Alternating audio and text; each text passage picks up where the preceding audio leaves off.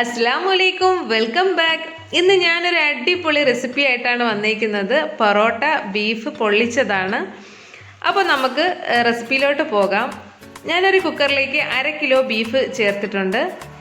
ഇനി ഇതിലേക്ക് 1 table spoon ഇഞ്ചി വെളുത്തുള്ളി പേസ്റ്റ് ചേർത്ത് കൊടുക്കാം. ഇനി ഇതിലേക്ക് 1/2 ടീസ്പൂൺ മഞ്ഞൾപ്പൊടിയും കൂടി ചേർത്ത് കൊടുക്കാം. 1 ടീസ്പൂൺ കുരുമുളക് പൊടി, ആവശ്യത്തിന് ഉപ്പും കൂടി ചേർത്ത് നന്നായിട്ട് മിക്സ് ചെയ്തെടുക്കാം. വളരെ ടേസ്റ്റി ആയിട്ടുള്ള ഒരു റെസിപ്പിയാണ്, എല്ലാവരും ട്രൈ ചെയ്ത് നോക്കണം. അപ്പോൾ നന്നായിട്ട് മിക്സ് ചെയ്തെടുത്തിട്ടുണ്ട്. ഇത് ഞാൻ അടച്ചു വെച്ചിട്ട് ഒരു 4 വിസിൽ കേട്ടപ്പോഴേക്കും നമ്മുടെ ബീഫ് റെഡി ആയിട്ടുണ്ടായിരുന്നു. ഇനി ഞാൻ കനൽ ആവശ്യമുള്ളത് കൊണ്ട് ഞാൻ അടുപ്പിലാണ് ഈ ബീഫ് വരട്ടിയെടുക്കുന്നത്. അതുകൊണ്ട് ചട്ടി വെച്ചിട്ടുണ്ട്, അതിലേക്ക് വെളിച്ചെണ്ണ ചേർത്ത് കൊടുത്തിട്ടുണ്ട്. വെളിച്ചെണ്ണ ചൂടായപ്പോൾ അതിലേക്ക് 1 കപ്പ് ചുവന്നുള്ളിയും 3 പച്ചമുളകും ചേർത്ത് കൊടുത്ത് വഴറ്റിയെടുത്തു. ഇനി ഇതിലേക്ക് 2 വലിയ സവാള നീളത്തിലരിഞ്ഞതും കൂടി ചേർത്ത് കൊടുത്തിട്ടുണ്ട്. ഇതൊന്ന് വഴണ്ട് വരുന്നവരെ നമുക്കൊന്ന് മിക്സ് ചെയ്ത് കൊടുക്കണം. സവാളയ്ക്ക് നന്നായിട്ട് വഴണ്ട് വന്നിട്ടുണ്ട്. ഇനി ഇതിലേക്ക് 1/2 ടീസ്പൂൺ മഞ്ഞൾപ്പൊടിയും കൂടി ചേർത്ത് കൊടുക്കാം. 1 ടീസ്പൂൺ മുളക് പൊടി, 1.5 ടേബിൾ സ്പൂൺ ചതച്ച വറ്റൽമുളക് ചേർത്ത് കൊടുത്തിട്ടുണ്ട്. ഇനി ഇതിലേക്ക് 2 ടേബിൾ സ്പൂൺ മല്ലിപ്പൊടിയും കൂടി ചേർത്ത് കൊടുക്കാം.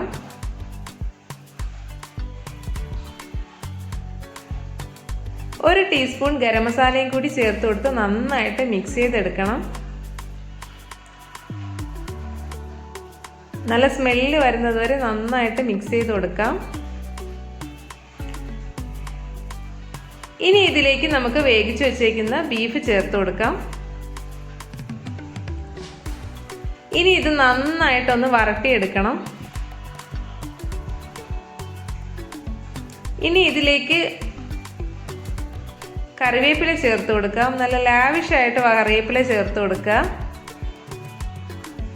കറിവേപ്പില ചേർക്കുന്നതിന് ഒരു പിശുക്കും കാണിക്കേണ്ട ആവശ്യമില്ല. നന്നായിട്ട് കറിവേപ്പില ചേർത്ത് കൊടുക്കുക. ഇതിനി നന്നായിട്ട് വരട്ടിയെടുക്കാം.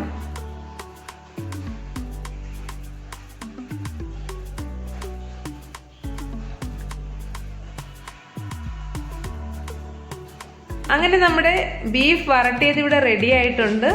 ഇനി നമുക്കിതൊന്ന് ഫില്ല് ചെയ്തെടുക്കാം. ഞാൻ നേരത്തെ തന്നെ കുറച്ച് പൊറോട്ട ഇവിടെ റെഡിയാക്കി വെച്ചിട്ടുണ്ടായിരുന്നു. അതിൻ്റെ 2 പീസ് പൊറോട്ട ഞാൻ ഇട്ട് കൊടുത്തിട്ടുണ്ട്. ഇനി അതിൻ്റെ മുകളിലേക്ക് കുറച്ച് ബീഫ് നമുക്ക് നിരത്തി കൊടുക്കാം. ഇതുപോലെ ലെയർ ആയിട്ട് നമുക്ക് ചെയ്തെടുക്കാവുന്നതാണ്.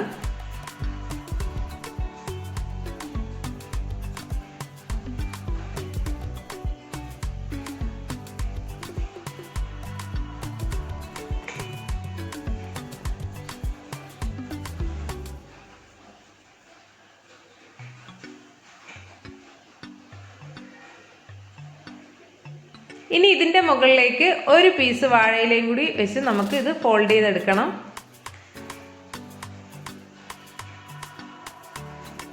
വാഴയില പൊട്ടാതെ വേണം നമ്മൾ മടക്കി എടുക്കാനായിട്ട്.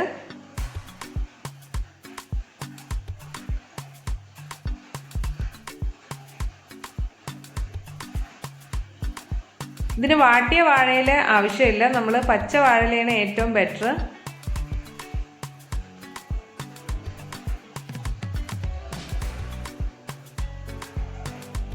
ഇനി നമുക്ക് വാഴനാരിട്ട് ഒന്ന് കെട്ടിയെടുക്കാം.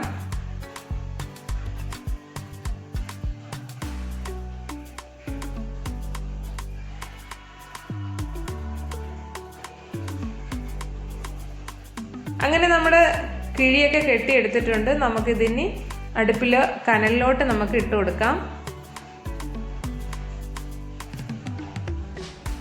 വളരെ ടൈറ്റായിട്ടാണ് ഇരിക്കുന്നത്. എടുക്കുമ്പോൾ നമ്മൾ വളരെ സൂക്ഷിച്ച് വേണം ഇത് വെളിയിൽ എടുക്കാനായിട്ട്. അങ്ങനെ നമ്മുടെ വളരെ ടേസ്റ്റി ആയിട്ടുള്ള പൊറോട്ട ബീഫ് പൊള്ളിച്ചത് ഇവിടെ തയ്യാറായിട്ടുണ്ട്. നല്ല ടേസ്റ്റാണ്, എല്ലാവരും തയ്യാറാക്കി നോക്കണം. ഞാനൊന്ന് ടേസ്റ്റ് ചെയ്ത് നോക്കട്ടെ. നല്ല സോഫ്റ്റാണ്, കഴിക്കാനും അതുപോലെ തന്നെ വളരെ ടേസ്റ്റിയാണ്. അപ്പോൾ എല്ലാവരും ട്രൈ ചെയ്ത് നോക്കണം. ഈ വീഡിയോ ഇഷ്ടമായെങ്കിൽ ലൈക്ക് ചെയ്യുക, ഷെയർ ചെയ്യുക, കമൻറ്റ് ചെയ്യുക. എൻ്റെ വീഡിയോ ആദ്യമായി കാണുന്നവരാണെങ്കിൽ ഒന്ന് സബ്സ്ക്രൈബ് ചെയ്തേക്കണം. അപ്പോൾ ഇനി അടുത്ത വീഡിയോയുമായി കാണുന്നത് വരെ അസ്സലാമു അലൈക്കും.